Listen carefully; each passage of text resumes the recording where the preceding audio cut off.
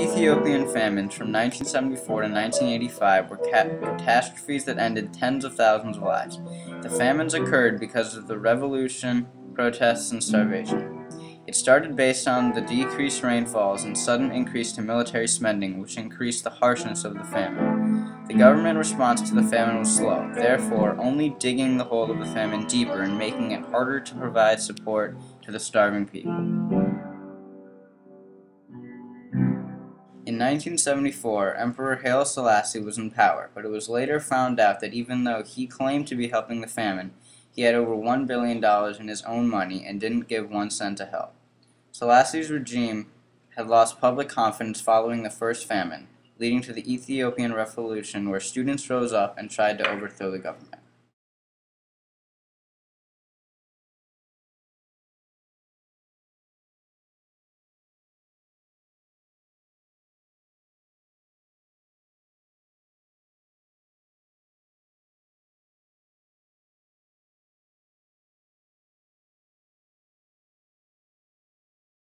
The Derg was the military coordinating committee that took over the state and government power in Ethiopia. Those who opposed the Derg were shot, beaten, and thrown into jail, adding to the pre-existing issues of the famine.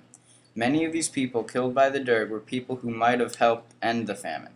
The Derg rationed food, limited resources, and separated families through the process of Soviet-style villagization and resettlement.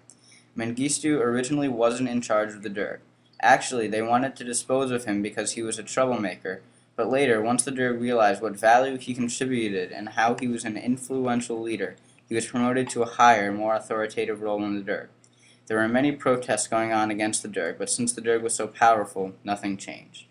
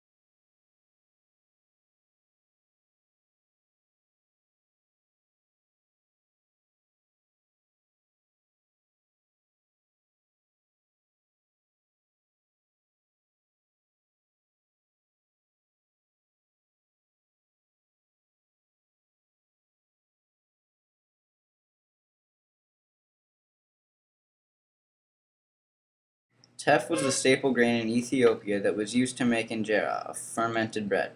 Teff was looked on highly and high in calcium, iron, potassium, and more. The droughts caused livestock to drop dead and teff fields to die, as well as the attacks from the plagues of locusts and armyworms, a larval form of moth. Every 9 out of 10 cattle died, and famine diseases such as smallpox, typhoid fever, cholera, and influenza spread. There were no relief agencies in Ethiopia, where there should have been agencies already set up. The loss of the crops of teff, droughts, and dead livestock were the starting issues to starvation.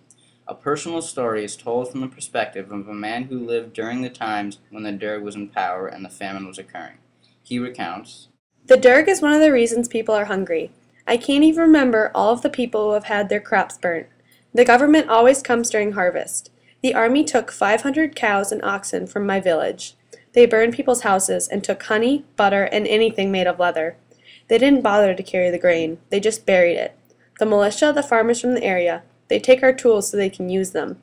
The army burned my grain in 1983, and they took 24 tons of honey." The Derg thought that they were providing assistance with villagization and resettlement. A government plan involved villagization, which was a response not only to the famine but also to the poor security situation. Beginning in 1985, peasants were forced by the Derg to move their homesteads into planned villages, which were clustered around water, schools, medical services, and utility supply points to facilitate distribution of those services. Many peasants fled rather than acquiescing to the relocation, which in general proved highly unpopular. Additionally, the government in most cases failed to provide the promised services. Far from benefiting agricultural productivity, the program actually caused a decline in food production, raising food prices, which the Ethiopians in poverty couldn't pay. Although temporarily suspended in 1986, villagization was subsequently resumed. People were relocated and were part of a villagization and resettlement movement. They strongly disliked it because they had to be far away from the holy grounds or traditional ethnic regions, their homes and the farms. Between resettlement and villagization, 6 million people were forced to be where they didn't choose to be, farm unproductively, and contributed to hundreds of thousands to the some 2 million excess deaths of Mengistu's famine. Tens of thousands of Tigrayans, an ethnic group in the north of Ethiopia, were relocated to dangerous places because of the strength of the Tigrayan People's Liberation Front or rebel army. Many people were relocated from Adowa to Makale and died of disease and exposure. About 100 people died each night. To be villagized or resettled, some surmised might make people less vulnerable to such attacks, but many others knew that once moved they would be permanently under the thumb of the same regime that had permitted the army to run wild, and that, as well, however inadequate it might be to feed them at the present, they would lose control of their land forever.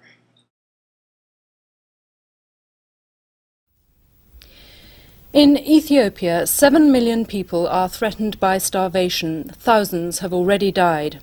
The famine caused by drought is the worst in living memory, and now the rains have failed again for the third year in succession.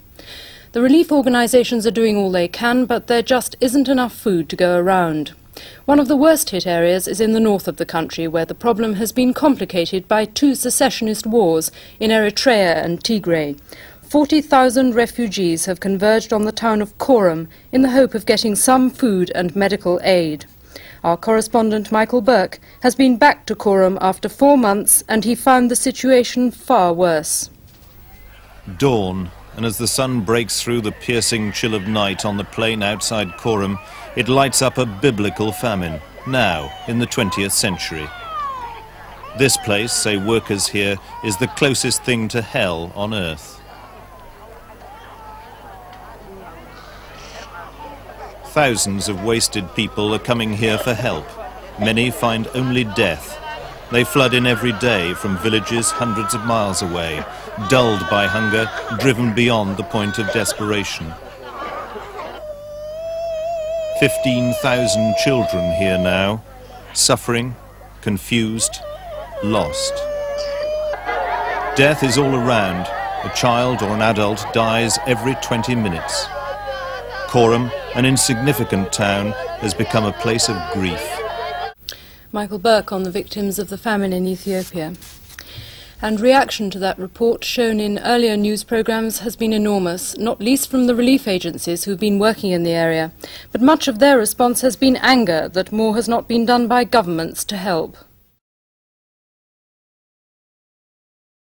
Relief could not have come soon enough, and creativity was key to getting the aid in because giving aid was complicated. Rumors went around that the money from Western aid organizations was given to the rebels to buy weapons to fight the Civil War, which then started to affect donators' decisions. In November 1984, Bob Geldof, a rock musician best known for the singer who organized Live Aid concerts, and Midge Ure sent a group to record the record Do They Know It's Christmas, to open up the new aid organization called the Band-Aid, which raised awareness by recording and releasing records in the West. Another idea was the international television idea called Live Aid, which occurred in Philadelphia and London, with hundreds of musicians who, in total, with the Band-Aid organization, raised over $200 million. Another major hit was We Are the World, written by Michael Jackson and Lionel Richie, which raised over $60 million for Live Aid.